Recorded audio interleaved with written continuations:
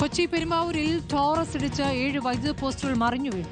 മറ്റു ചെമ്പിശ്ശേരി റോഡിലാണ് അപകടമുണ്ടായത്. സമീപത്തുള്ള വീടുകളിലേക്കാണ് പോസ്റ്റുകൾ വീണത്. ഷാബാസ് അഹമ്മദ് വിവരങ്ങളുമായി. ഷാബാസ്, ഇതെങ്ങനെയാണിത് ഇത്രയധികം പോസ്റ്റുകൾ ഒന്നിച്ച് മറിഞ്ഞു വീഴുന്ന രീതിയിലുള്ള വലിയ അപകടം?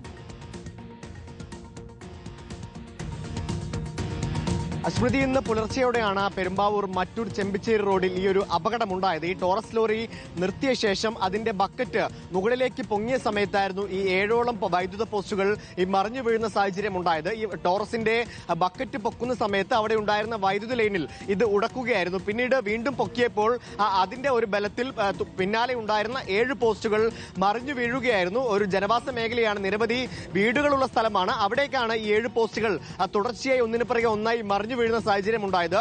ഈ വീടുകളുടെ മതിലിലേക്കും റോഡിലേക്കും ഒക്കെയാണ് വീണിരിക്കുന്നത്. ഇന്ന് പുലർച്ചെയായതിനാൽ തന്നെ ആളുകൾ ആരും പുറത്തുണ്ടായിരുന്നില്ല. ഈ ശബ്ദം കേട്ട് പലരും പുറത്തു വരാൻ ശ്രമിച്ചെങ്കിലും ഈ വൈദ്യുത പോസ്റ്റുകൾ മറിഞ്ഞു വീണെന്ന് കണ്ട് ആരും പുറത്തേക്ക് ഇറങ്ങിയില്ല. അതുകൊണ്ടാണ് വലിയ അപകടം ഒഴിവായത്. വലിയ ജനവാസ മേഖലയാണ്, ആൾത്തിരക്കുള്ള സ്ഥലമാണ്, നിരവധി ആളുകൾ രാവിലെ നടക്കാൻ ഇറങ്ങുന്ന സ്ഥലമാണ്. പക്ഷേ ആ സമയത്ത് ഭാഗ്യത്തിന് ആരും അവിടെ ഉണ്ടായിരുന്നില്ല. അതുകൊണ്ടാണ് വലിയ അപകടം ഒഴിവായത്.